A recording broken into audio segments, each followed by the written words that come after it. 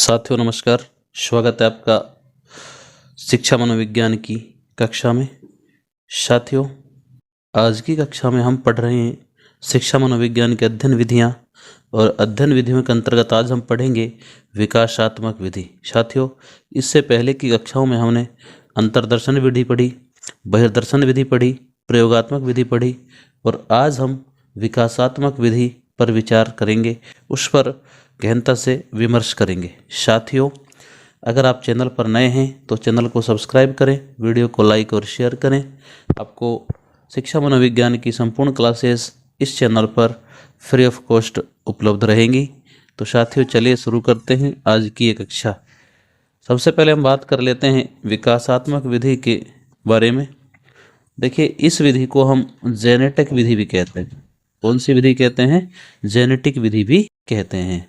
इसमें क्या करते हैं कि जो निरीक्षक होता है, यानी कि जो निरीक्षण करने वाला है, वो बालक के शारीरिक और मानसिक विकास, वे अन्य बालकों और वयस्कों से उसके संबंधों का सावधानीपूर्वक एक लेख तैयार करता है।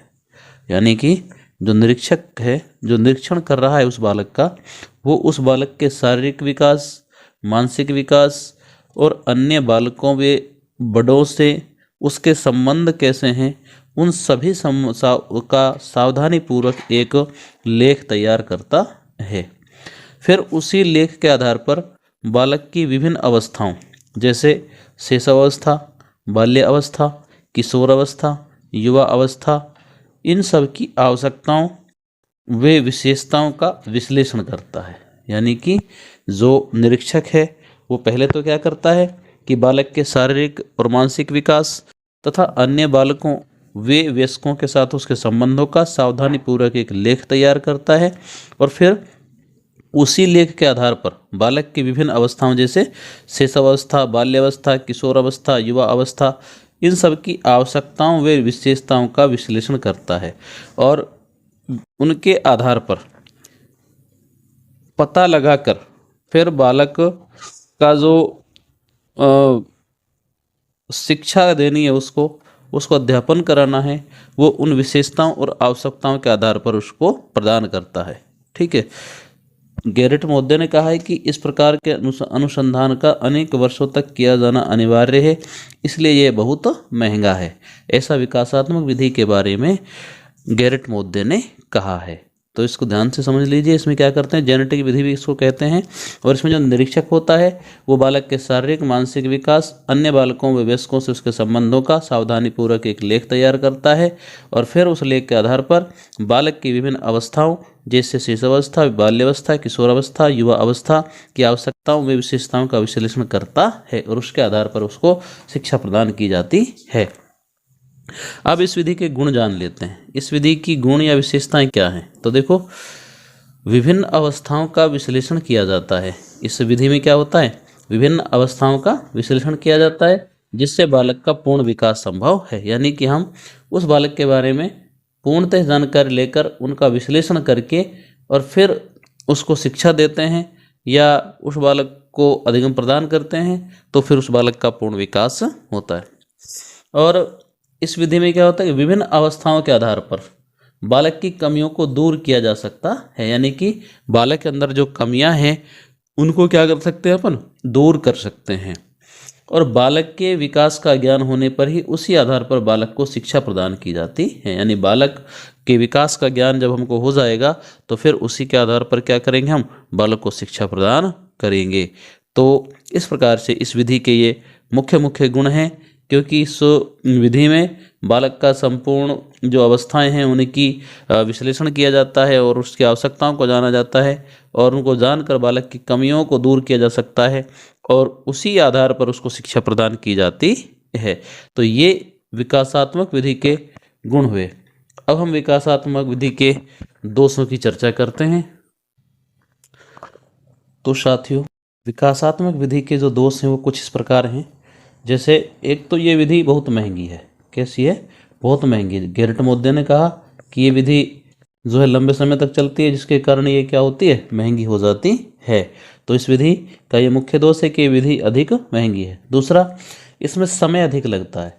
इसमें समय जो होता है वो कैसा लगता है, अधिक लगता है। यानी कि एक बालक की विभिन्न अवस्थाओं का विश्लेषण करने के लिए हमें अधिक समय लगता है। अगर मान लो शेषावस्था की विशेषताओं का विश्लेषण करें, फिर बाल्यावस्था की, उसके बाद इस प्रकार बढ़ते जाएंगे, तो इन अवस्थाओं में क्या लगता है, बहुत समय लगता है।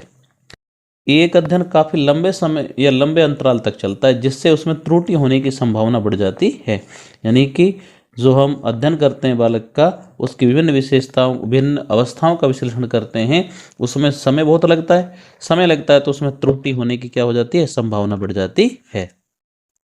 विकास की प्रत्येक अवस्था का बारीकी से अध्ययन करने के लिए कुशल अध्यापकों की कमी है। यानी कि प्रत्येक विद्यालय में ऐसा नहीं है कि कुशल अध्यापक हों, इसलिए इस विधि में ये दोष है कि इसके लिए कुशल अध्यापक चाहिए, और कुशल अध्यापक हर जगह मिलना आसान नहीं होता है। विभिन्न अवस्थाओं में बालक की जो रुचि है और क्षमता है वो बदलती रहती है, जिससे अध्यापक को बालकों को शिक्षित करने में परेशानी आती है।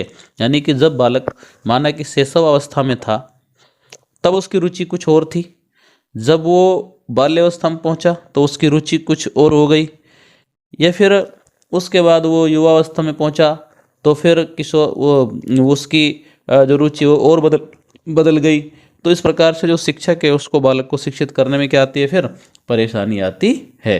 तो ये विकासात्मक विधि की कुछ कमियां हैं कि ये अधिक महंगी है, एक तो इसमें समय अधिक लगता है, और एक अध्ययन काफ़ी लंबे अंतराल तक चलता है, जिससे उसमें त्रुटि होने की संभावना बढ़ जाती है, और विकास की प्रत्येक अवस्था का बारीकी से अध्ययन करने के लिए कुशल अध्यापकों की कमी है, और विभिन्न अवस्थाओं में बालक की जो रुचि और क्षमता है वो बदलती रहती है, जिससे अध्यापक को बालकों को शिक्षित करने में परेशानी आती है।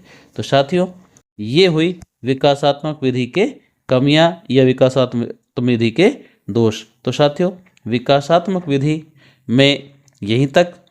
इसके बाद अब हम अगली विधि पढ़ते हैं, और अगली विधि पढ़ेंगे तुलनात्मक विधि। तो साथियों, अब हम बात करेंगे तुलनात्मक विधि की। जैसा कि इसका नाम है कंपैरेटिव मेथड, तुलना करने के काम आती है। यानी कि जब दो व्यक्तियों या समूह का अध्ययन किया जाता है तब उनके व्यवहार में कुछ समानताएं व कुछ असमानताएं जानने के लिए इस विधि का प्रयोग किया जाता है। यानी कि जब दो व्यक्तियों या किसी समूह का अध्ययन किया जाए और उनके व्यवहार में ये जाना जाए कि भाई क्या तो समानताएं हैं और क्या असमानताएं हैं, तो इस विधि का प्रयोग किया जाता है।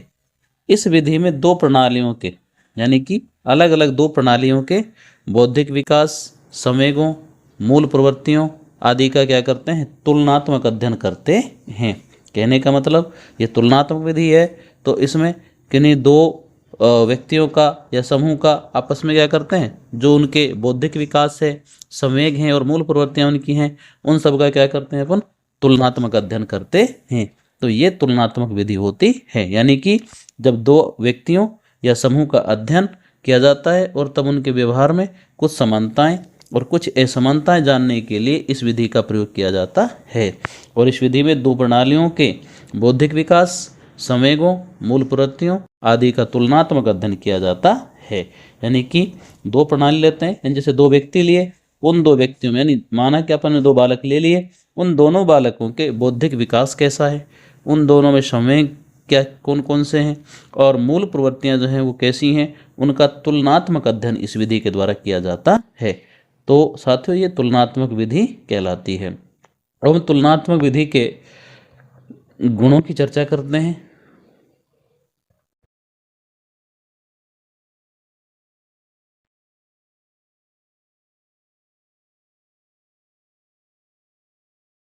साथियों, तुलनात्मक विधि के जो गुण हैं वो कुछ महत्वपूर्ण हैं। जैसे अध्यापक को बालकों की एक दूसरे से भिन्नता का पता चलता है, जिससे वह आसानी से उन्हें ज्ञान दे सकता है। यानी कि जब बालकों की भिन्नताओं का पता चल जाता है उसको तुलना करने पर, तो फिर वो उनको आसानी से क्या दे सकता है, ज्ञान दे सकता है। दूसरा गुण यह है कि यह विधि विभिन्न प्रकार के अनुसंधानों में सहायता प्रदान करती है। जो अनुसंधान करते हैं उनमें क्या करती है, सहायता प्रदान करती है। यह व्यक्ति या बालक की समस्या को दूर करती है। यानी कि जब उनकी तुलना करने पर हमें उन बालकों के बारे में पता लगता है, उनकी समस्याएं हमारे सामने आती हैं तो हम उनको दूर करते हैं। और बहुत महत्वपूर्ण इसका गुण यह है कि पशुओं के व्यवहार का अध्ययन भी इसके द्वारा संभव है, यानी कि तुलनात्मक विधि से हम पशुओं के व्यवहार का अध्ययन भी कर सकते हैं। अब हम इनके दोषों की बात करते हैं कि इसमें क्या क्या कमियां हैं। तो जो तुलनात्मक विधि है, सबसे पहले तो एक खर्चीली बहुत है, यानी कि उसमें बहुत खर्चा होता है। दूसरा, इसमें समय बहुत ज़्यादा लगता है। अगर किसी व्यक्ति या समूह, बालकों के समूह का जो हम तुलना करेंगे तो उसमें क्या लगता है, समय अधिक लगता है। फिर कई बार क्या होता है कि जो बालक होते हैं वो जानबूझकर असामान्य व्यवहार करता है, यानी उसको पता है तुम्हारा अब निरीक्षण किया जा रहा है तो वो असामान्य व्यवहार करता है, और असामान्य व्यवहार करता है तो अध्यापक को उन्हें शिक्षा देने में क्या होती है, कठिनाई होती है। यानी कि वो अपना वास्तविक जो व्यवहार है उसको नहीं करता है और असामान्य व्यवहार करता है, अलग तरह का व्यवहार करता है। इससे क्या होता है, अध्यापक को उन्हें शिक्षा देने में कठिनाई होती है। तो साथियों, और दूसरी बात है कि दो समूह को जब हम समानता और असमानता के आधार पर अध्ययन करते हैं उनका, तो उन कई बार समूहों में क्या हो जाती है, द्वेष भावना जागृत हो जाती है। यानी कि अगर हम उन दोनों समूहों को समानता व असमानता का अध्ययन करने पर उनमें द्वेष भावना जागृत हो जाती है, कोई अपने आप को छोटा बड़ा समझने लग जाता है, या कुछ बच्चे अपने आप को होशियार समझने लग जाते हैं, कुछ अपने कमज़ोर समझते हैं, तो फिर उनमें क्या हो जाती है, द्वेष भावना जागृत हो जाती है। तो ये कुछ इसकी कमियां हैं, दोष हैं। यानी कि तो अधिक खर्चीली है, एक समय अधिक लगता है, और कई बार जानबूझकर जो बालक है वो असामान्य व्यवहार करता है, जिससे अध्यापक को उन्हें शिक्षा देने में क्या होती है, कठिनाई होती है। और दो समूहों को जब हम समानता असमानता के आधार पर बांट देते हैं, अध्ययन करते हैं उनका, तो फिर उनमें द्वेष भावना जागृत हो जाती है। तो साथियों, ये तुलनात्मक विधि के दोष हो गए। अब हम तुलनात्मक विधि के शैक्षिक महत्व की बात करें। साथियों, अब हम बात कर लेते हैं तुलनात्मक विधि का जो शैक्षिक महत्व है वो क्या है। तो देखिए, शैक्षिक महत्व की यदि हम बात करें तो इस विधि के द्वारा क्या होता है कि बालक के व्यवहार का पता लगाकर उन्हें शिक्षा दी जाती है। यानी कि तुलनात्मक विधि में बालक का व्यवहार का पता लगाया और फिर उन्हें क्या देते हैं, हम शिक्षा देते हैं। ये विधि अनुसंधान के विभिन्न क्षेत्रों में काम आती है। यानी कि अनुसंधान जो करते हैं उनके लिए विभिन्न क्षेत्रों में, अनुसंधान के विभिन्न क्षेत्रों में तुलनात्मक विधि प्रयोग की जाती है। अगला है कि ये एक दूसरे की भिन्नता का जब ज्ञान हो जाता है, यानी कि मान लो अध्यापक को जब बालकों की भिन्नता का ज्ञान हो गया तो अध्यापक जो है आसानी से उन बालकों को उनकी रुचि के अनुसार पढ़ा सकता है। ये इस तुलनात्मक विधि के शैक्षिक महत्व हो गया। शैक्षिक महत्व यानी कि शिक्षा में इस विधि का क्या महत्व है। तो शिक्षा में क्या महत्व है, एक तो बालक के व्यवहार का पता लगाकर उन्हें शिक्षा दी जाती है। दूसरा, अनुसंधान के विभिन्न क्षेत्रों में इस विधि का प्रयोग होता है। और एक दूसरे की जब भिन्नता का ज्ञान हो जाता है तो अध्यापक आसानी से उन बालकों को उन्हें उनकी रुचि के अनुसार पढ़ा सकता है। तो ये इस तुलनात्मक विधि का क्या है, शैक्षिक महत्व होता है। तो साथियों, आज की कक्षा में इतना ही। मिलते हैं अगली कक्षा में। तब तक के लिए जय हिंद, जय भारत।